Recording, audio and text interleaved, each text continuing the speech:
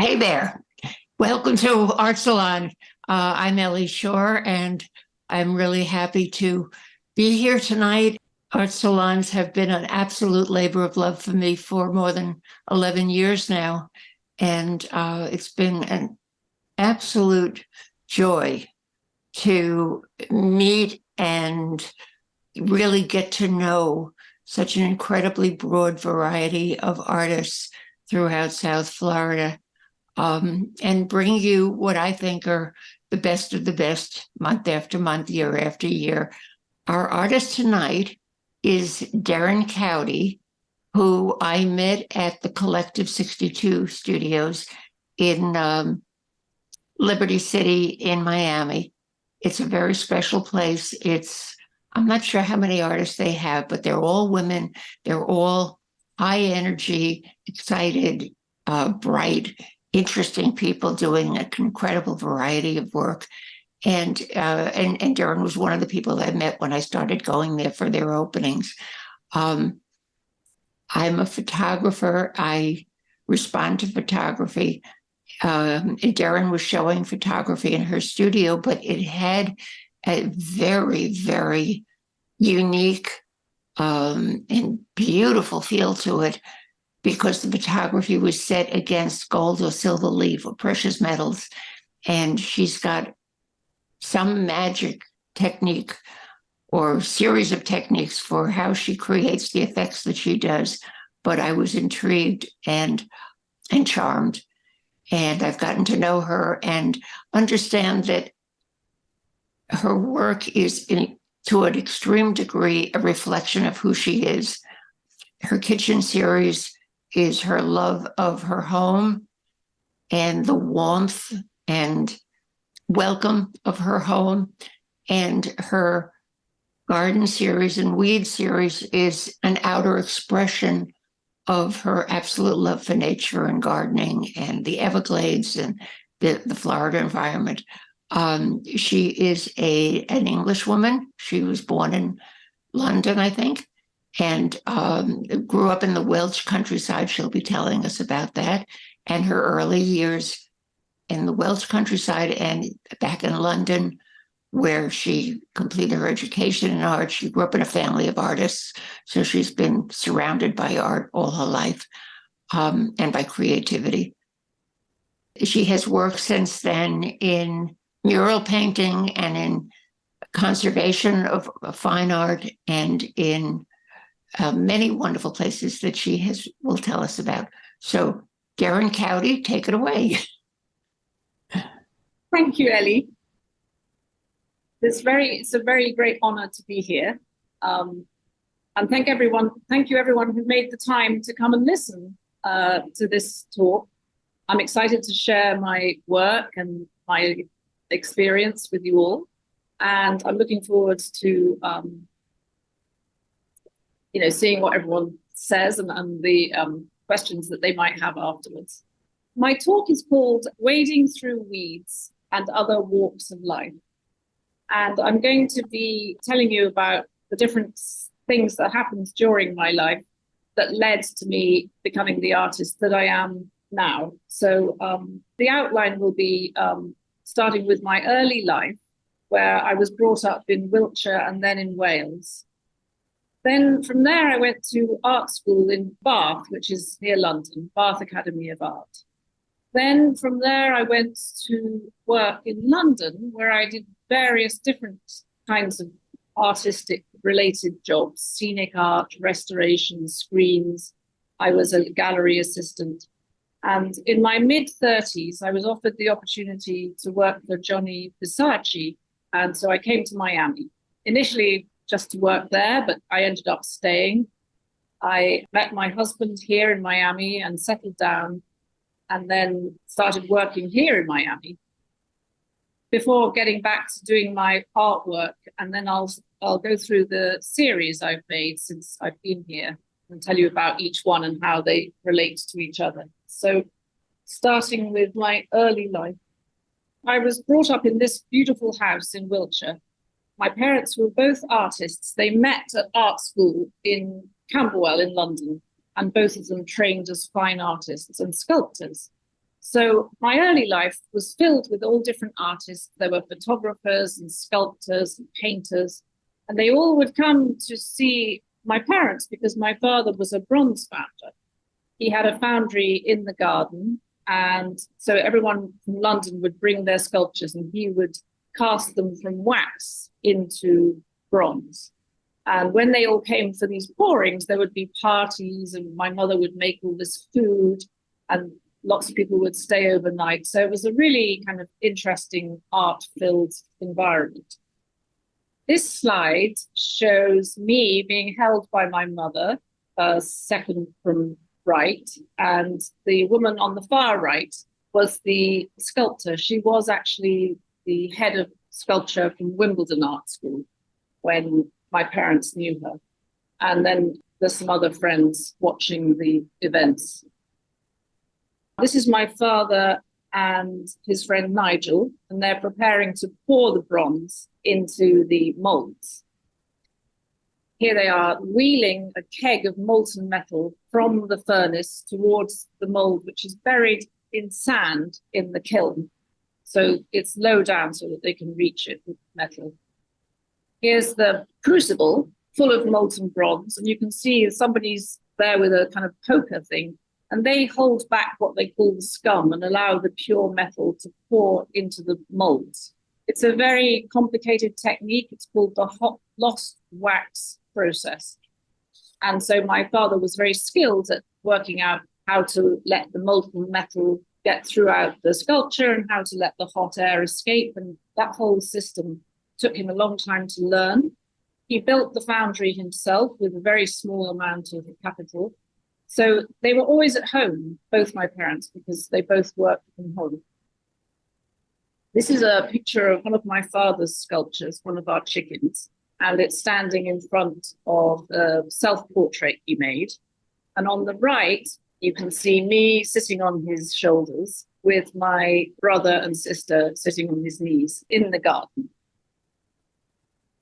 Here's another piece of artwork done by my father. This was a recurring theme he's been making now for the last 40 years of fertility goddesses. And he and I have done a lot of traveling together through Europe. So it was with him that I learned all about historical sculptures. We went to Athens and Greece and Turkey and all these other European places. This is a pastel mixed media drawing done by my mother. She was also at Camberwell with my father, and she spent a summer studying under Kandinsky in Austria. So I think that this piece is a kind of emblematic of her style. She works in lots of different styles, but this is one of my favorite ones. So I thought I'd put this one in.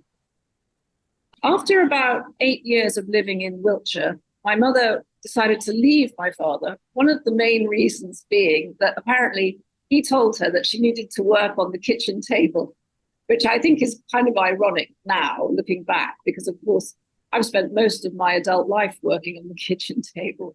But these slides show my family in Wales with my mother, and it was a complete culture shock for us because, you know, instead of having all these artists and having ballet lessons and swimming lessons and music lessons, suddenly we were living in the middle of the Welsh countryside. We didn't have any modern conveniences. You know, for instance, there was no hot water. There was, you know, very little heating. Everything had to be lit with wood. And so my job, as you can see in the right, I have this little Welsh pony. So my job would be to take the pony and go into the fields with a saw. And I would saw up logs that I would find, you know, from fallen branches and so forth. Saw these logs up, load them into the panniers that we made for this pony. And then I would lead him back to the house. Once we got the logs back to the house, I would have to split them into very small pieces so I could start the fire, which you see on the left. Once that was going, it was possible to boil water and make tea, or in this case, my mother's making porridge for breakfast before we all go to school. What I found looking back is that this period of my life, because I wasn't involved in any kind of conventional culture, I developed a very close relationship to nature.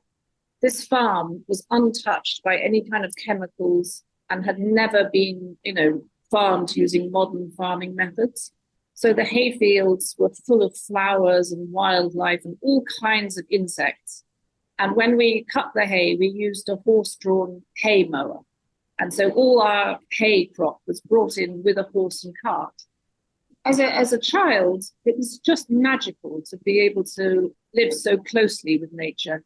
And in fact, my mother wanted us to become self-sufficient. So I did have to learn a lot about making food. I've always been very aware of climate and how important it is to be in touch with nature.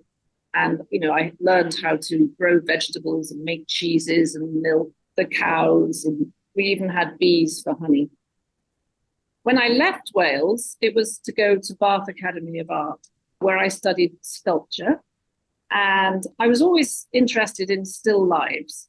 So this is a picture of an orange peel, which when it stood up had rather different implications.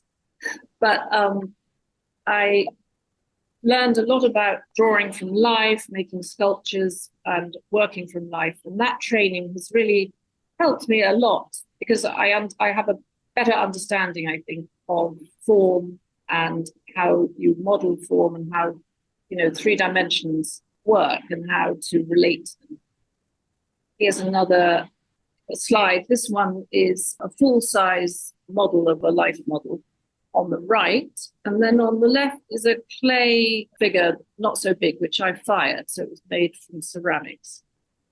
There's a couple more studies. It was quite a privilege to have a life model who we could use as often as we liked. And these show the armature that you have to make when you're making sculpture in clay, how you can keep the clay upright. Going back to still lives, when we did stone carving, I carved this still life with a pear and a Pernod bottle.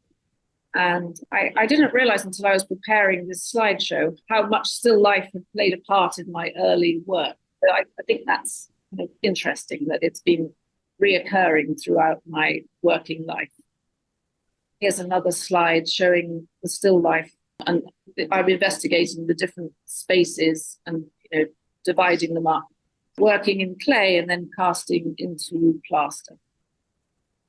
These are some ceramic still lifes that I made, also working from life and in relief. Here's another one. Although I did sculpture, I spent a lot of time in the ceramic department. From college, I moved up to London and I lived in the East End of London before it became fashionable. So this was a house from the 1830s, which hadn't really been modernized. So it was right back to square one where we were chopping wood and heated by wood-burning stoves. Of course, for me, it came quite naturally. And I got a grant from the then Prince of Wales Trust to make these screens.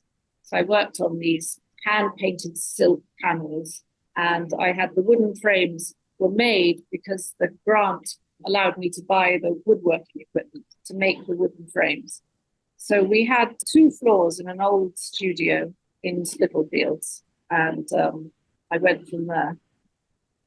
Here's a couple of images of the screens. The one on the left is inspired by the Welsh landscape in the autumn. And the one on the right is a fish in a fish tank, imaginary. Then I discovered the world of scene painting, and I absolutely loved painting scenery. This is me still wearing blue overalls that I still wear today, painting these huge backdrops. I mean, they were sometimes as big as 60 foot by 40 foot, and they would put cars in front of them. And the hard part about this job was that you had to paint the whole thing in one day because they would only hire the studio for one day for each shoot.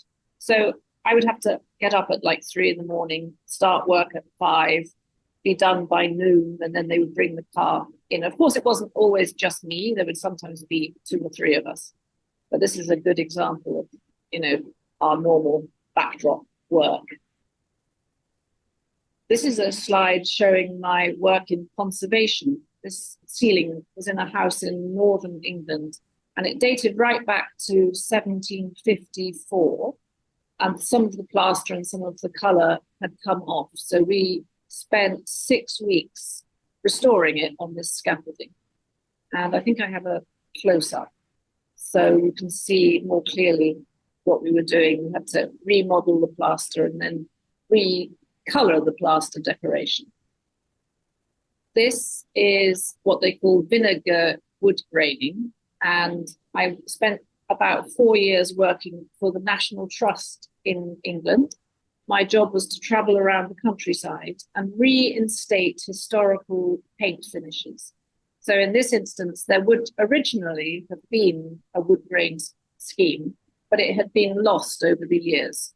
So we would scrape back the modern paint and find the original schemes, and then we would put them back using original historical materials. In this case, it's pigment and vinegar, or sometimes beer. And you can see the very lightest part is where you put the pigment on.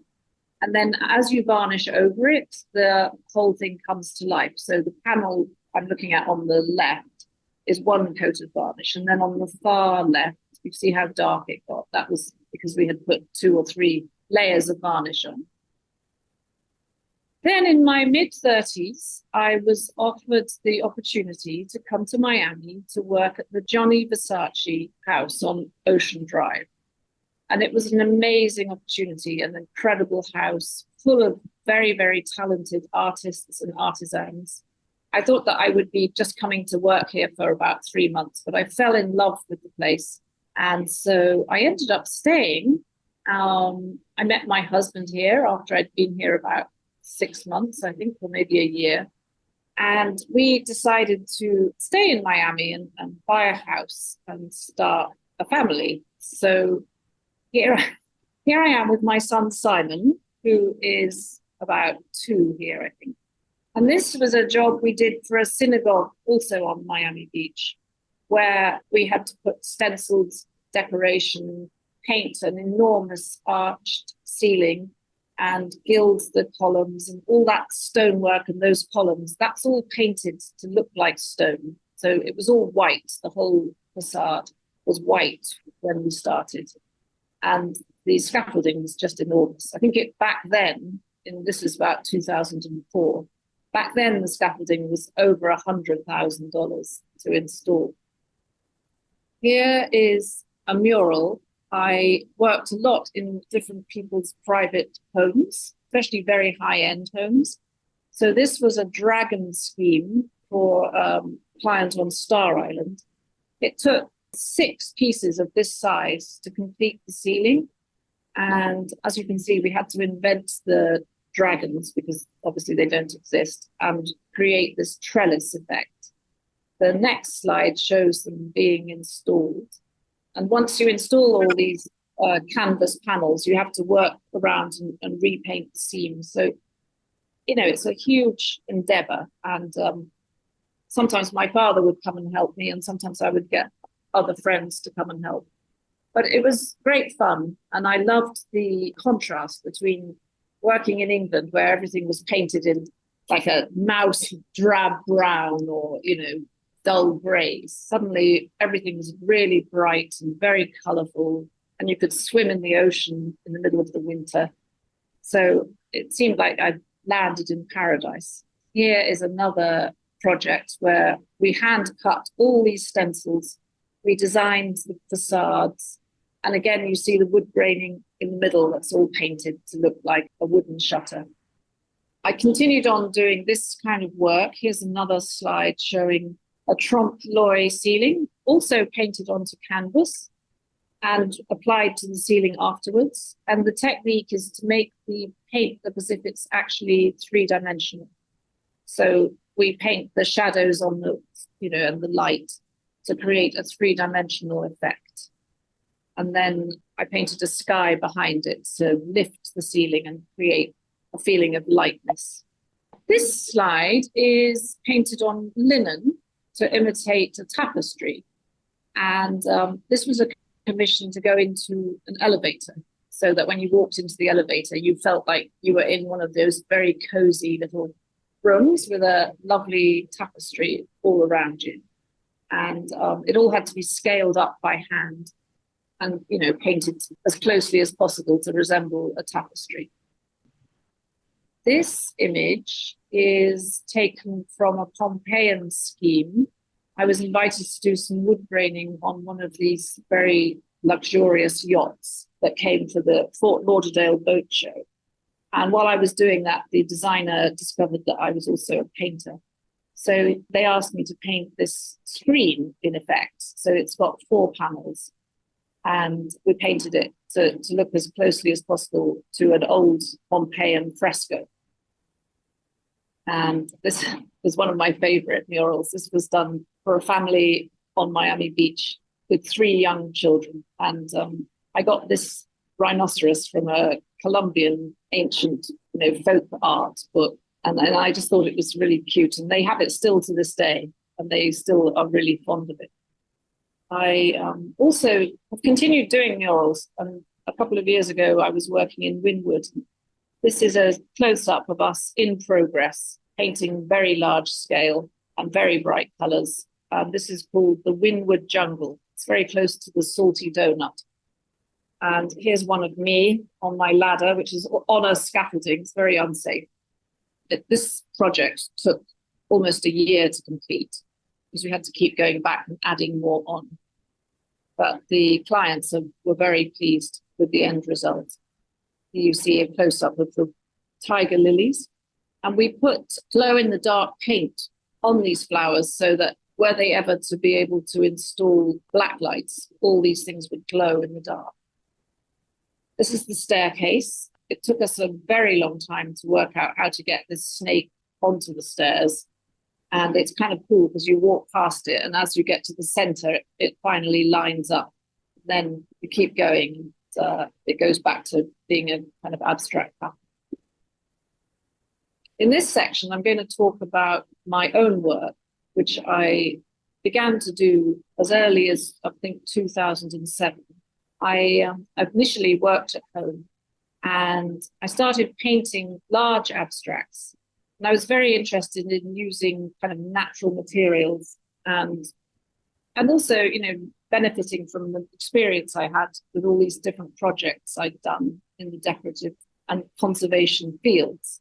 So initially I used wax, which I melted on the stove and painted with wax and let the wax dribble all over the canvas.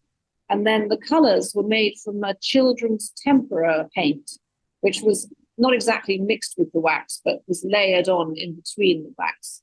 And I really loved the fact that you could maintain the clarity of color, that the colors came through so brightly. These are another 2 examples where the detail is applied with melted wax, and then the tempera is dripped onto the surface. I've always been very interested in the surfaces of paintings and how you can create depth, but also be very aware of the fact that it's actually one surface and a flat surface. These 2 are of the garden. This is where I began to be a little more figurative. The one on the left is cassia, which is a flower that the sulfur butterflies love. So I had this plant in my garden, and I just decided to paint it onto an abstract background. The one on the right is the water lily pond. This one I donated to the bakehouse for one of their auctions. It sold, but I can't remember who to now. But anyway, they were quite big. The one on the right, I think, is like 5 by 4, and the one on the left is probably 3 by 2. So not as large as the other ones, but still sizable. These 2 paintings were entered to the bakehouse exhibition called Sins. So the one on the left is greed, and the one on the right is lust. And it was kind of an interesting project to have some sort of figurative and sort of think about all the things that come to mind when you think about the 7 deadly sins. When we got our house in Miami, one of the first things we did was build a pond. And that's been a bit of a family tradition because my mother's family have always had fish ponds in their gardens. So my husband and I made it ourselves with the help of 1 or 2 people, but basically we designed it, we did most of the digging, and my father and I made a fountain for it. And the pond, as it matured, brought more and more wildlife to the garden. I began to experiment with planting different things that would attract birds and butterflies. It took a little time and a lot of experimenting, but the garden today is beautiful and full of birds, and we have native local snakes and all kinds of butterflies, lizards, and it's really interesting to me, and all the migratory birds come through. So it's alive, and I've realized that gardening is a really kind of intrinsic part of my art practice. So I consider the gardening as part of the artwork. Right? This is a picture of my father, who, bless his heart, came over from England and manfully helped dig the second of our two ponds in the back garden. This pond doesn't have any filtration or any pump system. It fed by the water runoff from the roof. And because of all the plants that we put into it, it maintains the water quality. We did put mosquito fish to control the mosquitoes. And occasionally we put the odd goldfish in, but the raccoons always come to eat them. So it's very lush, and the birds love it. They come and play on the water lilies. And I think a lot of the wildlife uses, they need water because it's not so easily available. So it's sustaining, and it creates a habitat so that I can feel like our garden is home to more than just the humans that live there. This is a picture of the pond in the front garden, and you can see the top of the fish of the fountain that we made. It's capped with coral stone, and interestingly enough, some of the weeds from the garden have decided to climb onto the coral stone. And I was amazed the other day, I saw a weed which has a purple flower. Normally it's about an 18-inch plant, and it's migrated to the top of the pond, and now it's growing at 1 inch and actually flowering. So it's kind of interesting when you let the plants do their own thing, what can happen. When my husband gave me a digital camera, I started taking pictures of this pond, and I found the most fascinating details that I could never have really recorded if it weren't for the camera. So I started taking photographs and looking at the reflections and seeing that the sky reflected as a kind of white, but the plant shadows didn't reflect the sky. So that through the shadows, I was able to see below the surface of the pond. And I just kept on taking photographs. I was interested by how beautiful the decay as well as the life. So as well as flowers and lily flowers, the decaying leaves are incredibly beautiful and colorful. And it just reminds me of the cycle of life and death, and how it can be a very beautiful and poetic cycle. Because, by the leaves dying, they create food for the things that live in the water, and then they also go to the bottom of the pond and create a kind of muck in which a lot of other things can live. Here are some other images from the pond, and I really was fascinated by the different designs and patterns in nature, the kind of strange little roots that float around, the colors of the leaves and the stems, and how the light comes through the water. It's sort of like amazing abstract design. And just to me, it was like fascinating to see the sort of rhythms and different colors that just appeared. This slide shows an interesting plant. It's a very common native plant. I actually pulled this from the side of the motorway as I was driving up to Fort Lauderdale one day. The flowers are white, and it's called Sagittaria. The common name is duck potato, because the original American Indians used the root to make flour and to cook with. So it's had a use for a very long time. And I love the delicacy of the flowers and how they change according to the different climatic conditions. So, when the rain falls on them, there's a lovely kind of soft, papery feel. And it feels like They're very delicate, even though they're actually incredibly strong. I photographed them in the rain and the mist and reflected in the surface and, showing through the mist. And then I started gilding behind them. And this slide shows oxidized silver. The whole process of gilding, as you probably know, is a very old process. And it's always been used to elevate icons traditionally and to show, wealth and to show importance and richness. So by putting the gold behind the Sagittaria or the silver behind it, I was thinking that I might elevate their status and give them a more sort of solid and original surface. This is a close-up, so you can now see these are papyrus reflections. You can see the different colors that come through when you apply the chemicals. And I started out using very simple images without much color and making the work really about the oxidization and the surface of the metal. The metal is applied behind the ink of the print using a glue made from gelatine.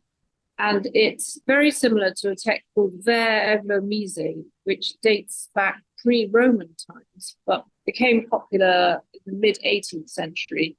And you will probably know it from distressed mirrors. They sometimes refer to them as verre, it's otherwise known as glass gilding.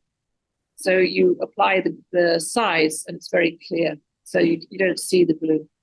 This is another image of the pond, another reflection where I find just the beauty of the image worth noting. And once again, you can see more depth in the shadows, but also where the weed breaks the surface, the way the light picks up on that. And this is one I gilded with gold, which, as you can see, makes it very rich and also slightly more abstract. This slide is on the left is my workspace, in other words, my kitchen. When I was first doing these images, I had to work in the kitchen because you have to have a very dust-free environment. And the one on the right is a horse lily flowering in the pond, which I photographed and then put silver leaf behind. Here are some others. The one on the left is gilded. The one on the right is simply a reflection. And I love the reflections in a way more than the flowers, because I love to see the different kind of stuff that's going on in the water. And the fact that the water isn't actually clear, even though it looks clear. It's got all kinds of bits and pieces swimming around. This is easier to see, this slide. It has millions of microscopic specks. And I really love the color effects. This is more water lilies from the garden. And this one is taken at night, where you see the scum and other sort of details that you wouldn't see during the day. Here's one of the papyrus with beautiful rhythms, and the distortion of the surface creates wonderful patterns. Here I started to quilt the images together, if you like. So they show the fish and all the things going on under the water. And this is the piece I made from those images. So you can see the oxidized metal behind the images. Another one, this is a close-up. These plants are Sagittaria and papyrus, and the goldfish are regular goldfish from the pet shop. Here's another one showing much more oxidized metal, what was all gone green. And this one, when I took these images, I just fell in love with the design and the different shapes and colors of the water surface. The fish are swimming around because they want feeding. But, they create these wonderful patterns, which once you photograph them, you can begin to see how complex they are and how beautiful. Then I started to take the fish out of the pond and put them in fish tanks for a couple of hours. And I photographed them with abstract paintings behind them, just interested in the different effects that I could create by photographing fish in different environments. This one is showing the surface of glass. Then I started painting them, oil paint, and this is another one, same thing. I really enjoy painting as well as photography. There's something wonderful about having to mix the color and choose the composition based on the colors and the effects of the water. From there, I started traveling a little bit with my kids, and we went camping in Canada. So these are very old and beautiful redwood trees. And I started a series of trees. This one was taken in England. I went back to England after 15 years living in Miami, and I suddenly realized how beautiful the woods are in the winter when there's no leaves. So I would get up really early in the morning and take pictures in the mist. And when I got back to Miami, I gilded the ones I liked the most. So here's another version. And this one is done with silver leaf. This is an image where I not only capture the reflection, but then I mirror image the reflection to create a double reflection.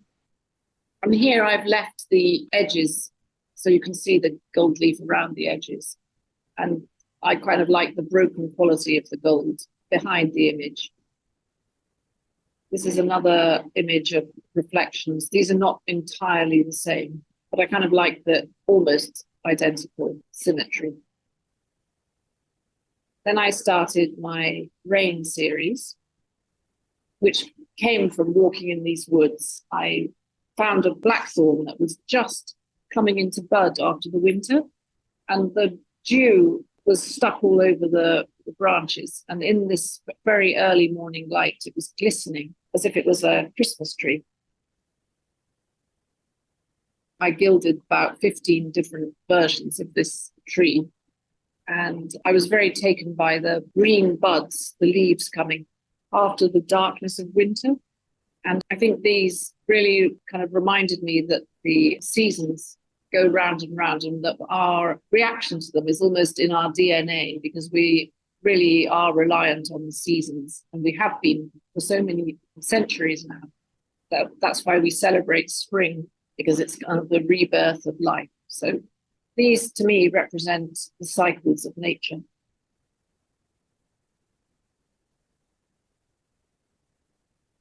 Moving on, I started from the same series of walking. I started noticing these tiny sort of dead weeds in the middle of winter.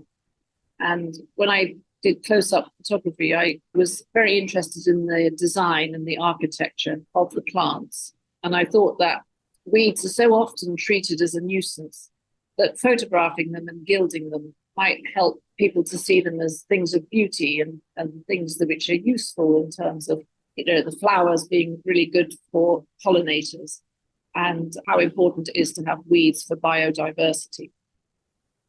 So here I am taking pictures of them, and there's another image on the left. 3 more images of different stages, mostly dead. These are a couple of the photographs with gold leaf behind, and I've put them into vintage frames. This is a seed head. I love the fact that the one on the right looks like it's in front of the moon. So once again, it's a reminder of the cyclical nature of birth and the cycle of life, and how related that is to the lunar cycle. Most recently, I think during the pandemic, actually, I started taking really long walks in the Everglades. And also, I've always really enjoyed very early mornings. So occasionally I camp overnight so I can get up as the sun is coming up and photograph, you know, the early morning effects. So this is me out early in the morning looking for birds and spiders' webs. And this is one of the images with gold leaf. It's my most recent series. This is another one which is a reflection. I crop a lot of the actual growth away from the image so that I can focus on the design and the abstract quality of the reflections. and also to sort of focus on what's going on below the surface again. The sludge and slime is visible in the image, but it's kind of made more attractive by the use of gold leaf. This is another image, also gilded with a slightly different color. I drain out the green. So in this case, it's gone a kind of grayish blue. A more golden version. These were all taken on a couple of very long walks in Big Cyprus. Here I was on the road as the sun was hitting the grass by the side of the road. So only like 4 or 5 inches high. So I had to lie down on my stomach to take these pictures.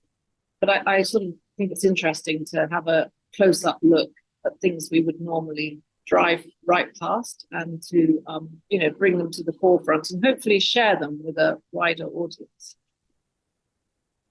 This is another one of the spider's webs. Once again. Sometimes these images look good in perspex box, so I've done that, and then different kinds of framing. This one's in a rather beautiful vintage frame. This one is taken in the Everglades Park.